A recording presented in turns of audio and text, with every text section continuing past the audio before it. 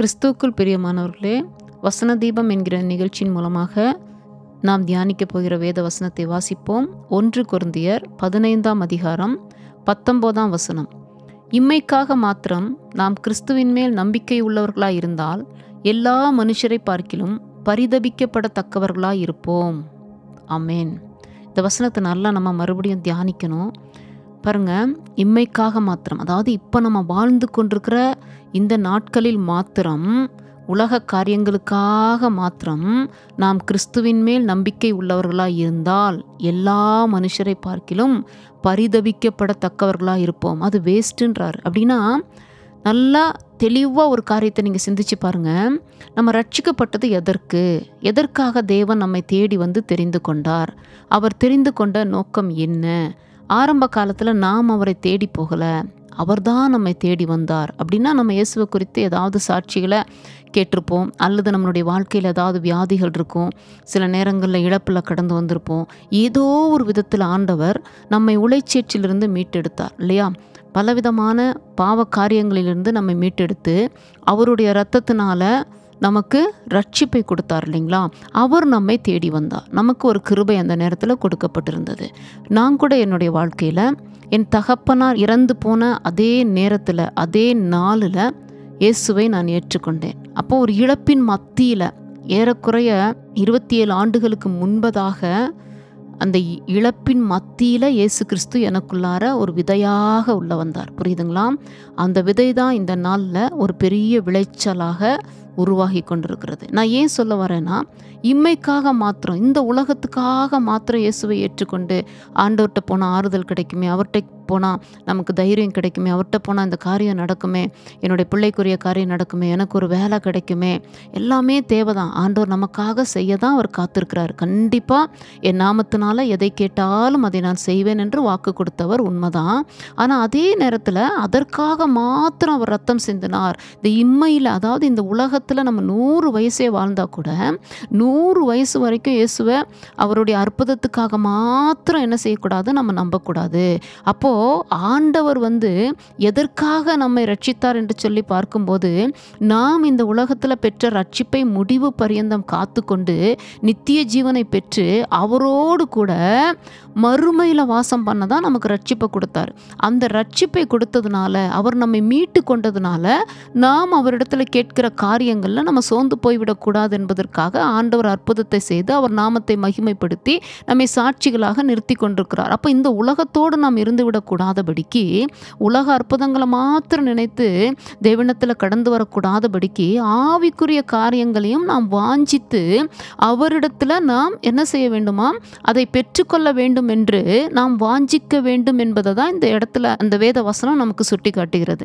முதலாவது தேவனுடைய ராஜ்யத்தையும் நீதியும் தேடுங்கள், பின்பு எல்லாம் உங்களுக்கு கூட கொடுக்கப்படும் என்று சொல்லி மத்தேயு 6:33 நம்ம வாசிக்கிறோம். அப்போ தேவனுடைய ராஜ்யத்தின் காரியங்களை தேடக்கூடிய ஒரு மனுஷன் தேவனுக்கு தேவை. தேவனுடைய மேலான காரியங்களை தேடக்கூடிய ஒரு மனுஷனோ மனுஷியோ கர்த்தருக்கு தேவை. உன்னதத்தினுடைய மகிமையை பெற்றுக்கொள்ளக்கூடிய ஒரு மனுஷன் தேவனுக்கு தேவை. அதனால தான் கொலோசியர்ல வாசிக்கும் போது மேலானவைகளை தேடுங்கள் என்று சொல்லி ஆண்டவர் சொல்லுகிறார். அப்போ மேலான காரியங்களை நம்ம தேட ஆரம்பிக்கணும். அப்படின்னா இயேசுவின் நாமம் எப்படிப்பட்டது? அப்போ இயேசுவின் நாமம் எப்படிப்பட்டது, அவர் எப்படிப்பட்டவர் என்பதை நாம் அறிந்து கொள்ள துடிக்க வேண்டும். சகேயு இயேசு எப்படிப்பட்டவரோ என்று சொல்லி தோற்றத்தில் அவர் எப்படி இருப்பார் என்று பார்ப்பதற்காக காட்டத்தி மரத்தில் ஏறி அந்த தியாகத்தோட இயேசு வரதை அவர் பார்த்தார். ஆனால் நாம் இன்னைக்கு தோற்றத்தை பார்க்க விரும்புவது கூட ஆண்டவருக்கு கேட்கல.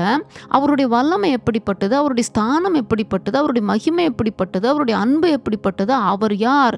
அப்போது வேதத்தில் வாசிக்கும் போது ஒன்றான மெய்தேவனாகிய பிதாவையும் இயேசு கிறிஸ்துவையும் அறிவதே நித்திய ஜீவன் என்று இருக்குது. அப்போ நம்ம இம்மைக்காக மாத்திரம், அற்புதங்களுக்காக மாத்திரம் ஆண்டவரை தேடாதபடிக்கு, பிதாவையும் இயேசு கிறிஸ்துவையும் நமக்குள்ள இருக்கிற ஆவியானவரை துணை கொண்டு நாம் அறிய ஆண்டவர் விரும்புகிறார். புரியுதுங்களா? அதனால தான் தாகமுள்ளவன் மேலே தண்ணீரை ஊற்றுவேன் என்று கர்த்தர் வாக்கு கொடுக்கிறார். அப்போ தாகமுள்ளவர்கள் மேலே தண்ணீரை ஊற்றுவேன் என்று சொல்லும்போது உலக தாகம் அல்ல, இம்மைக்குரிய தாகம் அல்ல, ஆவிக்குரிய தாகம் நமக்கு எடுக்கும் இருக்கும்போது ஆண்டவர் என்ன செய்கிறாராமா, ஜீவ தண்ணீரை, அநேகருக்கு ஜீவனை கொடுக்கிற ஒரு ஊற்றை நமக்குள்ளார வைக்கிறார். இருதயத்தின் நிறைவினால் வாய் பேசும் அல்லவா, நம்ம வாயை திறக்கும் போது ஜீவ தண்ணீர் அதிலிருந்து புறப்பட ஆரம்பிக்கும். புரியுதுங்களா? அப்போ நாம் இம்மைக்குரியவர்களாய் மாத்திரம் இல்லாதபடிக்கு, இம்மைக்காக இயேசுவினிடத்தில் ஓடி வராதபடிக்கு, முதலாவது தேவனுடைய ராஜ்யத்தின் நீதியும் நாம் தேடும்போது எல்லாமே நமக்கு கொடுக்கப்படும் என்று சொல்லி அந்த விசுவாசத்தோடு இம்மைக்குரிய காரியங்களை கேட்டாலும் பரவாயில்ல, ஆனால் அதே நேரத்தில் மேலானவைகளை விட்டுவிடாதபடிக்கு இந்த நாளிலிருந்து நம்ம பிரயாசப்பட ஆரம்பிக்க வேண்டும். ஆழத்தில் போய் வளைய போடுங்கன்னு பேதுருவுக்கு ஆண்டவர் சொல்கிறாரு. சொன்ன உடனே ஆண்டவர் சொன்ன வார்த்தையை கேட்டு பேதுரு அப்படியே அந்த வலையை போடும்போது திரளான மீன்கள் அகப்படுகிறது. அதே போல் ஆவிக்குரிய ஜீவியத்தில் நம்ம நல்லா ஜெபித்து தேவ சமூகத்தில் காத்திருக்கும் போது மறைப்பொருள்கள், வெளிப்பாடுகள், தேவனுடைய சத்தம், அவருடைய திட்டம், அவருடைய இதய துடிப்பு, அவருடைய காரியங்கள், பரலோகத்தின் ரகசியங்கள், வேதத்தில் இருக்கிற மகத்துவங்கள் எல்லாவற்றையும் தேவன் நமக்கு காண்பிப்பாருங்க. அது நம்ம பாதிட்டோம் அப்படின்னு சொன்னாலே, பெற்றுக்கொண்டோம் என்று சொன்னாலே நமக்குள்ளார ஒரு சந்தோஷம் நமக்குள்ளார பூரணமாக கடந்து வரும். அப்போ நம்மளுடைய எண்ணமெல்லாம் அதிலேயே இருக்கும்போது உலக பிரகாரமான கவலைகள் நம்மை விட்டு அப்படியே கொஞ்சம் கொஞ்சமாக நீங்க ஆரம்பிக்கும். ஆண்டவர் அந்த கவலையிலிருந்து நம்மளை மீட்டு விடுவார். அந்த கவலைப்படாதபடிக்கு நம்மளுடைய இருதயத்தை பக்குவப்படுத்தி விடுவார். அதனால இந்த நாளிலிருந்து நம்ம என்ன செய்ய போறோம் அப்படின்னு சொன்னா, பூமிக்குரிய காரியங்களை நீங்க ஆண்டவர்கிட்ட கேட்டாலும் பரவாயில்ல, கேளுங்க. ஆனா அதே நேரத்துல இன்னும் கொஞ்சம் ஆவிக்குரிய ஜீவியத்துல இன்னும் ஜெபாக்கினி எனக்கு வேணும்ப்பா, இன்னும் வேதத்தை வாசிக்கிற தியானிக்கிற அந்த அபிஷேகம் எனக்கு வேணும்ப்பா, அந்த வரங்களினுடைய வல்லமைகள் வேணும் ஆண்டவரே, ஆத்மபாரம் வேணும்ப்பா, இன்னும் உம்மை குறித்து அறிந்து கொள்கிற அறிவு வேணும்ப்பா, நீங்க எப்படிப்பட்டவர் என்பதை இன்னுமாக நாங்கள் அறிந்து கொள்ளக்கூடிய அந்த பக்குவத்தை எங்களுக்கு தாங்க, அந்த அபிஷேகத்தை எங்கள் மேலே ஊற்றுங்க என்று சொல்லி நீங்கள் ஒரு நாளும் கேட்கும்போது ஆண்டவர் நிச்சயமாகவே இப்போதான் சொல்கிறாரு, என் நாமத்தினால் எதை கேட்டாலும் பிதாவின் நாமம் மகிமைப்படும்படியாக அதை நான் உங்களுக்கு செய்வேன் என்கிறார். அப்படியாக நம்ம இந்த நாளிலிருந்து கேட்க பிரயாசப்படுவோம். ஆமேன்.